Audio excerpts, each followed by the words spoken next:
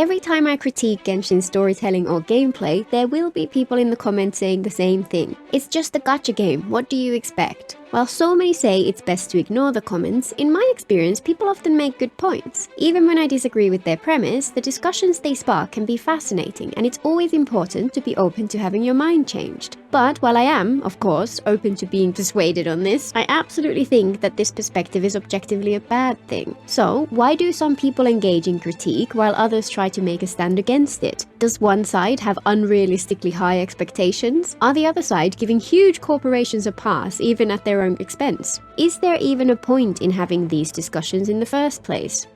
One thing I'd like to get out of the way before we really get into it is the assumption some people seem to make that anyone who uploads their thoughts to YouTube must think their perspective is somehow more important than anyone else's. Maybe some people are like that, but for me, that is absolutely not the case. Every single person watching or commenting on these videos has a perspective on it just as worth hearing as my own. The only difference is that I've taken the time to write mine out with a bit of structure, revisited and refined it a few times throughout the process, and put it out there in the hopes that it'll spark some interest. There's nothing stopping you from doing exactly the same. One of my favorite things is when someone comments saying they enjoyed the video and appreciated hearing my thoughts, but that their perspective on it is entirely the opposite of mine. Respectful dissenting opinions will always be valued in my corners of the internet. Over the course of multiple videos and several thousand comments, there were many different points of contention. Some people feel there are specific reasons we cannot hold Hoyo to higher standards. Some agreed with parts of my perspective but disagreed with the way I was presenting it. Some even fundamentally disagreed with the idea of people posting critique whatsoever. Each of these deserves consideration. Let's start with the more overarching ones first and make our way towards the more specific ones.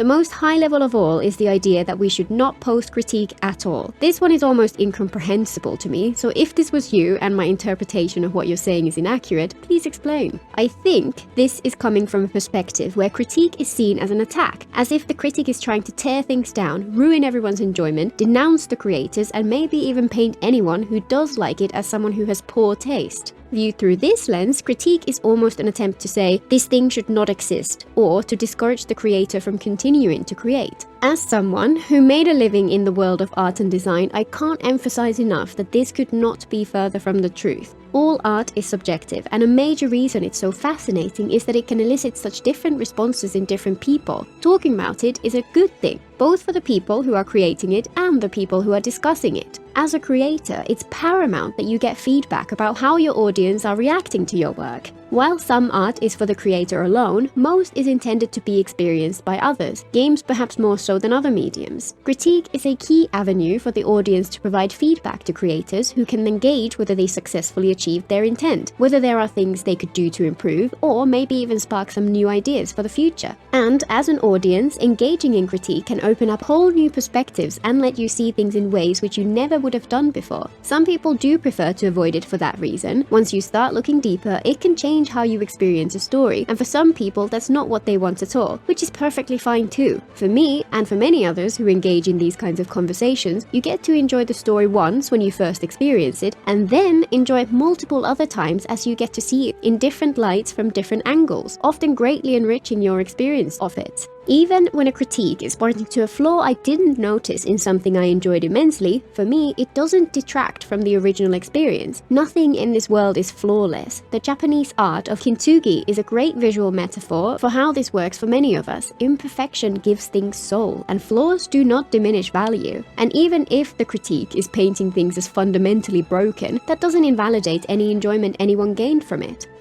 A more common point was that it's unfair to have high expectations of gacha games specifically. Some of these were due to how I personally frame my critiques, and others were a more broad perspective on expectations. In my videos, I'll often reference something from a completely different context to illustrate and clarify the point I'm trying to make. For example, when talking about Genshin's poor use of subtext, I brought up how it's handled in The Lord of the Rings. Or when talking about the integration of lore in narrative, I referenced Dune. For many people, this diluted the point I was trying to make because they feel it's unfair. In some cases, due to the fundamental differences between games and film or TV. In others, because of the difference in approach between live service games and AAA titles. And, more fundamentally, because the media I tend to reference is the absolute pinnacle of human achievement. It's kinda weird to have to say this, but when I reference these things, I am not saying that Genshin is a failure unless it lives up to these examples. I try to find a piece of media which exemplifies the aspect of storytelling that I'm focusing on to make it clear what I'm talking about and to showcase just how fantastic it can be when it's really dialed up to 11. Note that I also reference indie games made by tiny teams. For example, Jusan as the pinnacle of how fun a more restrictive and gamified approach to cliff climbing traversal can be. If you don't use anything as a benchmark for comparison, then there's no common ground for discussion. While there are different ways to solve that, the simplest is to show how far the scale can go. And it should go without saying that we're not expecting that every single thing should reach that level. Once you have a shared understanding of what you're talking about, then you can acknowledge that yes, this aspect of the game could be more effective if it took a step or two in that direction.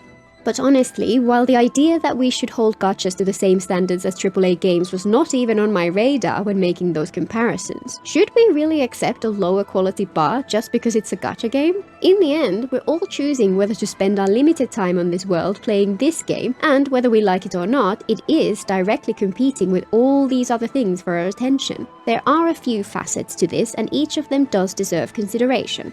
First, one argument which I've actually seen people put forward is that gacha games cannot afford the same level of investment as AAA games. This overlooks just how profitable gachas can be in general and completely ignores how much Hoyo invests into Genshin. While gachas historically did not bother to compete with AAA games, their revenue per dollar invested is reportedly much higher than any AAA game could ever dream of, outside of a few live service behemoths like GTA. Hoyo made the bet that an open-world gacha game with quality akin to AAA expectations would be worth the investment. They reportedly spent $100 million to develop it before launch and invest a further $200 million every year for ongoing development. That's a similar annual budget to the entire budget for many of these AAA games we're talking about. Their bet paid off spectacularly well, with Genshin earning billions. For a while, people joked that they had found the infinite money glitch. Even if the revenue decline is as steep as various trackers claim, Genshin's income still justifies that level of investment, so its budget is huge even by the highest standards. Genshin may be an outlier here compared to other gachas, but to argue that they don't have enough money to make improvements is misguided at best.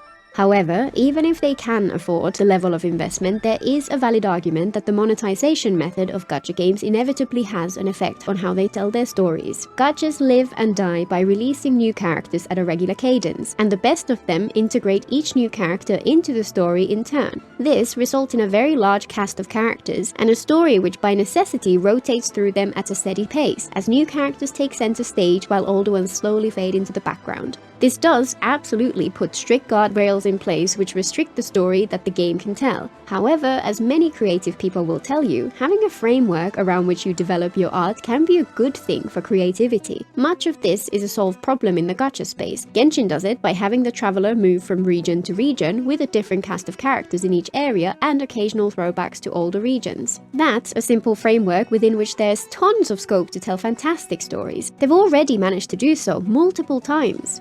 One argument, which I haven't seen mentioned much, possibly because I've made it myself pretty explicitly in many videos, is that gacha character marketing is somewhat at odds with some fundamentals of good stories. A common perspective is that the essence of a story is something changed. People tend to care most about stories which focus on relatable characters, so a natural next step is this character changed. Much narrative theory explores how to show characters changing in ways which capture our imagination and make us care. However, gacha marketing is arguably at its best when it can describe a character in a way which is concise, cohesive, and unchanging. This character is a bubbly and enthusiastic tour guide. This one is a reserved and snarky fashionista. This one is a carefree wandering samurai with a troubled past. This desire for a definitive description of each character is at odds with the tendency to want characters to grow throughout a story. As I tried to emphasize in my recent Clorand video, even the most wooden and unchanging character can be made to feel alive by showcasing change in other ways. In Clorand's case, regardless of whether you consider her an interesting character or not, it's undeniable that her relationship with Navia changes significantly over the course of the story, and that this makes her at least a little more interesting than she would otherwise have been. Or, to show a different approach, Shen Yun feels dynamic not because she changes, but because our perspective of her changes. She seemed uppity and uncaring the first dozen times we meet her in her bird form, but in her story quest we discover that this was a facade, and just below the surface she's incredibly caring and kind to those around her. There are restrictions on what stories Genshin can tell, but those restrictions do not make it impossible for those stories to be compelling. And that's not even getting to the question of whether it actually makes any sense for them to impose this restriction on themselves in the first place.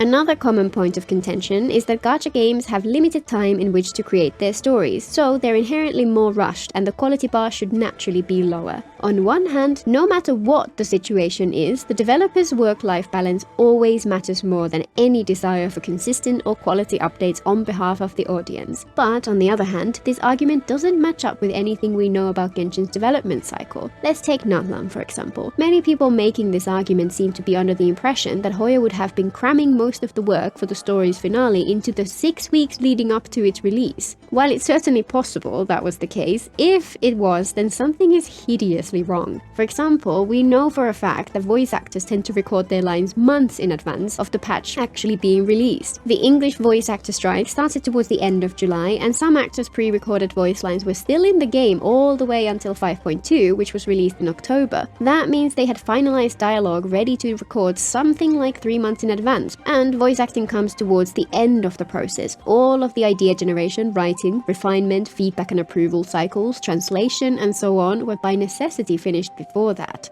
Unless someone comes up with some conclusive proof that they really do cram all the development in the last minute, the content treadmill argument doesn't quite work. Hoyo started developing Genshin in January 2017. By the time the game released in 2020, they already have at least a rough outline for the entire story. Natlan didn't release until almost 4 years later. I'm speculating here, of course, but while they will have focused on the earlier regions for much of that time, it would have been bizarre if they did not start putting together Natlan's story before the game even came out, and continue developing it on and off throughout. Those early years must have included collaboration across all teams working on design, gameplay, narrative, and so on, all working towards a vision for the story. After release, once each nation is finished, they likely have an entire year to work on converting the next nation's story from an outline into a finished script, since the annual release cadence is the primary constraint. If that's even remotely true, then they don't have 6 weeks to create each patch's story. They actually have much longer. Of course, even if it is for any given story, it's possible that they had to throw out all their work at the last minute and put together something different. The point is that even if this did happen, it would not be due to a 6-week content release cycle and would be caused by fundamental problems with the story itself.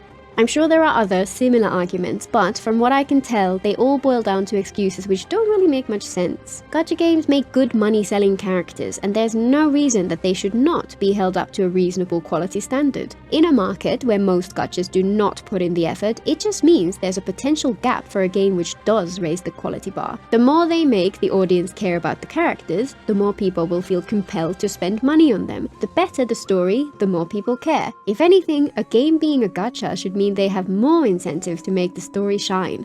Another contention raised by many was that they feel that you shouldn't critique a story which is still in progress. Again, I wholeheartedly disagree. I do agree that when a story is incomplete, the fact that there is more to come should change the way you view it. For example, in my video where I explored my first impressions of Fontaine, I mentioned that I disliked Furina's bratty persona, but I emphasized that my hope for her was for this to be a setup which allowed them to show her growing as a person, and that this could make her a brilliant character in the end. The fact that the future installments can change the story does not make that initial discussion any less worthwhile. Each part of an ongoing story can be critiqued in isolation. You just need to be mindful that there is more to come, and look for ways that the future chapters could recontextualize the aspects you're critiquing. And seriously, looking in depth at a story which is currently in progress is often more interesting than analyzing something finished. And when it comes to episodic stories like Genshin, arguing that people should hold off on their critique until after the entire arc is done is a really odd take. That's like saying that people should not have talked about Arcane Season 1 until after Season 2 was done. Yet, some of the most interesting analysis of that show breaks things down episode by episode, let alone season by season. It's important to acknowledge that future chapters could change things entirely. That does not mean that the discussion should just wait until it's done.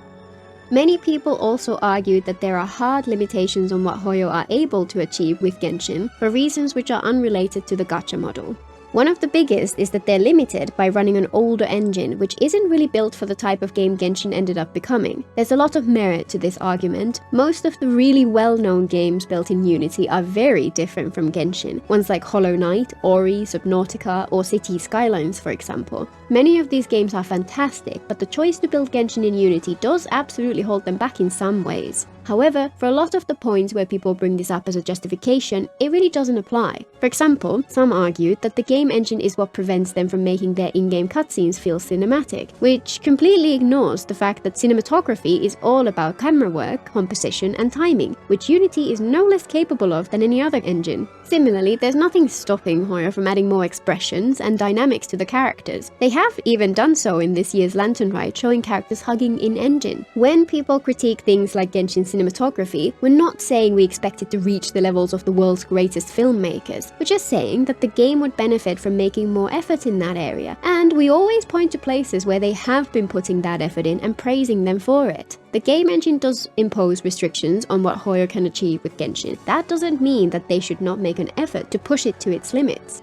Another key limitation is that a large part of Genshin's audience plays on mobile phones. Much like the game engine point, this does introduce a ton of restrictions. The game needs to work at lower graphical fidelity levels, on different screen dimensions, and with different control formats. While they could avoid these limits by dropping mobile as a platform, mobile users are a huge and vitally important part of the audience, so that is not a solution that they should ever consider. However, in my recent videos, this point was most often made as a response to my wish for the Archon quest to have more visible, lasting consequences in the overworld after the story is over. I find that quite odd. For one thing, they do exactly what I'm asking for in the game already. It's just tied to world quests instead of the Archon quests. Many world quests change the state of the world either permanently or temporarily, and as far as I'm aware, they work fine on mobile too. What's stopping them from doing the same as part of an Archon quest? A valid argument against that is that the consequences I was asking for would be more wide-reaching, and if they did that regularly, it could take up more storage space. But even if adding a few more states to the world does have an outsized effect on storage use, why absolutely have the money to invest in systems which allow for dynamic loading and deleting of data to minimize its impact? From my perspective, it's more a question of whether the more impactful storytelling this would enable would be worth the investment it would take to make it happen. And since only Hoyo can have any idea of how much it would cost, we can't really say whether it's even possible. If it would be far more difficult than it might seem, then fair enough. But that doesn't mean that we should just not even mention the possibility. Talking about ways the story could have been more impactful is never a bad thing. Another interesting point, which we can never really know for sure, is that since Genshin is highly popular cultural export made by a Chinese company, there's a good chance that their hands are tied, so to speak, when it comes to certain aspects of storytelling and character design, for example. It's possible that this influences Hoyo's direction, but in many cases, this point seems a little overblown. For example, the censorship laws around blood and violence are often cited as a reason they may avoid properly exploring the consequences of war. But if you look up more of the details, these laws are more around things like graphic depictions of blood itself, rather than a restriction on exploring the topic in its entirety. It's certainly possible to explore these themes without falling foul of that kind of censorship. I could definitely see there being a more subtle influence, but either way, this particular point is always going to be based on speculation and inference, and each person will make different assumptions on how this influences the storytelling. Personally, I don't think it's all that strong, but I 100% recognize that that's entirely based on vibes. I'd be fascinated to know for sure. One final important limitation is that the story is originally written in Chinese and is translated into other languages. And of course, translation is difficult. And while it's hard enough just for surface level conversations, when it comes to things like subtext, the difficulty is even more acute. This is a valid point, but it is a problem that Hoyo could throw money at to solve. For example, they could expand their script so that in addition to the words the characters say, it explicitly explains the intended subtext and give the translators the time and space to adjust the character statements more in order to convey any missing subtext so that it's tailored to different audiences. Subtext is arguably a universal language, and there's a whole host of fantastic TV shows and films which have successfully been translated without losing all that extra meaning. That may increase the difficulty of translating the content, but if that is the reason that Hoyo failed when it comes to subtext in the translated versions, there's nothing stopping them from investing more to fix that. It just has to be something they feel is worth it to do. There are also many who argued that regardless of any limitations, they feel there are important justifications that explain why things are the way they are. One, which is super weird to me, is the argument that it is the way it is because of the law. This came up in response to one of my examples for how Natlan's story could have been made to feel like it has more lasting consequences. After the war with the Abyss in Act 4, it felt odd to me that the overworld instantly reverted to the green and gorgeous landscapes we had seen just beforehand, and would have felt the story had more impact if the world had instead been left with some stray areas of corruption which could go around cleaning up if we wanted to. Some people's arguments against this was that the story says the Abyss is in retreat, or that the law says it should work like this. For one thing, this feels a bit irrelevant. If the problem is that the Abyss was completely beaten back, then there are easy ways to tweak that suggestion which would avoid it. For example, what if hilly churls and other normal monsters spread out and took over the land abandoned by the humans during the war and while they were recovering? There are easy enough ways to convey the same level of actual aftermath without even changing any of the plot points. But regardless, Hoyo writes the story. If they had wanted to add that specific point, they could have just tweaked a few lines of dialogue so that instead of all of the Abyss was beaten back, it said the main army of the Abyss was beaten back, leaving the possibility of some stragglers being left behind. When we're talking about potential ways to improve the story, we're explicitly looking for changes they would have to make. Saying they can't do that because they would have to change the story for it to work is missing the point.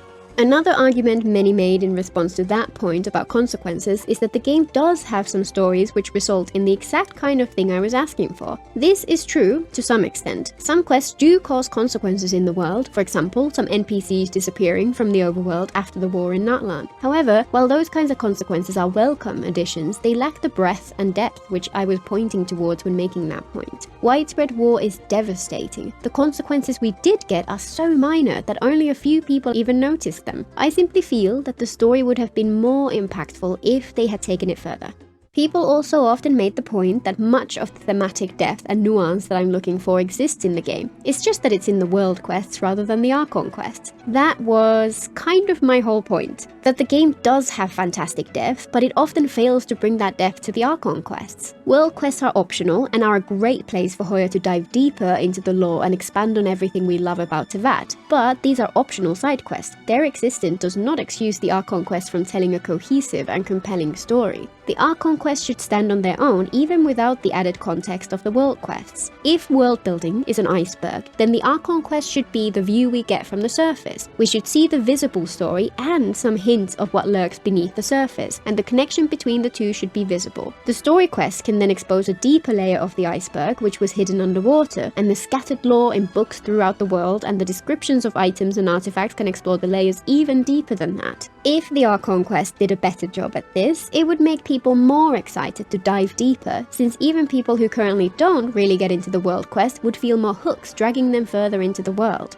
One justification for the lower quality of the story is that the target audience of the game is young. For one thing, I'm unconvinced that the target audience actually is that young, considering that in order to spend on a gacha game, you need money, and generally speaking, the people with disposable income are adults. But that's not even my main disagreement with that perspective. Kids are more intelligent than people give them credit. I was a child once, and even then I hated it when media talked down to me. I happily watched films intended for older audiences as well as family films, or read books written for adults. Even if the audience skews young, that's no excuse to dumb the story down. Another potential justification is that the lower writing quality and prevalence of slop content comes from Hoyo trying to increase playtime. In other words, while they could afford better writing, they deliberately avoid it because it would make their stories shorter and decrease playtime. If this were true, then it would be very disrespectful to the players and in my opinion would be a misguided direction. Given a choice between lots of low quality story to wade through or less content at a much higher quality level, I'd expect the vast majority of people would choose quality over quantity. If anything, I'd want them to add a skip button to the game and track how often people use it and use that as their primary metric for gauging how successful their story is. The closer they get to 0 people ever deciding to skip, the better. And finally, there were some common responses which essentially dismissed the entire discussion out of hand. First, the "these are just your opinions, bro" response. All critique is opinion. That's kind of the point. Many people find it interesting to talk about things they enjoy and hear other people's takes and compare them to their own. It enhances the entire experience for them and makes them enjoy it more. Anyone who doesn't feel that way can just not click on the video. Some subset of this argues that certain discussions are too nitpicky and focus too much on smaller details. I kinda have the same response there. Many people find joy in looking closer. People who find it annoying don't have to take part in those discussions. People really should stop getting offended when others share their perspective. In today's internet culture, it seems that for many people, nuance is utterly dead. Many seem to think that the moment someone says anything, even slightly negative about something, that means they are a hater who hates the thing and despises anyone who likes it and wants to burn it to the ground. Meanwhile, back in the world of sane people, it's healthy to be able to look at something you love and see that it's not perfect. Nothing is. Acknowledging and even analyzing its flaws does not mean you hate it. Genshin is one of my favorite games of all time. Genshin has flaws that I notice while playing it and which I enjoy talking about with other people. It's weird that some people can't comprehend that both can be true at the same time. One oddly common argument is that since the game is free, we have no right to say anything negative. This entirely ignores that while it is free to play, it earns more than other comparable games would. The idea that Hoyo giving this game away for free results in them not having any resources to further improve it just completely ignores the basic facts. And even if they did earn nothing, as consumers who spend our time engaging with what they have created, we would still be well within our rights to share our perspective on their creation. A more understandable response was that the devs don't listen, or more specifically, that they don't care what Westerners think. I'd be surprised if they don't pay any attention to the international community at all, but there are valid reasons for them to care more about the audience closer to home for them. As I mentioned right at the start, my perspective is no more important than anyone else's, and I'd be surprised if anyone at Hoyo has even seen one of my videos, let alone paid attention to them. That's simply not the point of them at all. I simply feel that these discussions are worth having, just for the sake of talking about interesting perspectives on things we collectively care about because it's fun. Another is that applying Western storytelling norms to a game from a completely different culture makes no sense. This assumes that people critiquing the game are expecting it to conform to Western norms. The type of person who plays Genshin is unlikely to be so insular as to think that Western storytelling tropes are the only lens through which to see the world. For me, personally, many stories from Eastern culture speak to me on a profound level, and I'd love to see Western media learn how to branch out from the usual structures and embrace things like Kisho Tenketsu, for example. While anyone's perspective on story will always be influenced by what they've experienced before, it's odd to assume that in today's world any given person is limited to one specific viewpoint.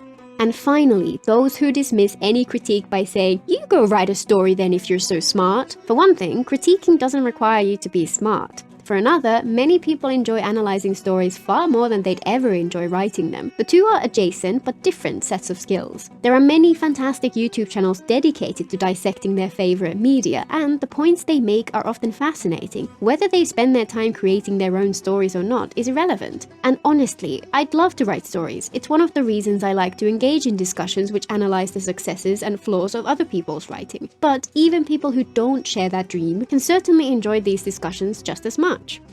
So, are we expecting too much? I would argue absolutely not. We're hoping for the game to live up to its potential and expecting the developers to do their best, and that's not asking too much at all. Players invest a ton of time and money into the game and have every right to expect a return in the form of quality content and engaging storytelling. Critique isn't about tearing down the game, it's about wishing for it to be the best version of itself. Genshin is brilliant at some things and not so great at others. Pointing this out does not constitute hating on the game. If anything, it's an expression of love. It comes from wanting to see something you enjoy reach its full potential. While any one voice will always be too small to make a difference, the sentiment of the audience as a whole is important. If fans excuse poor storytelling or gameplay issues, the developers have less incentive to innovate or improve. If we talk about these problems and ask for things to get better, then of course they still might not listen. But even if they don't, it's a conversation worth having. Until next time!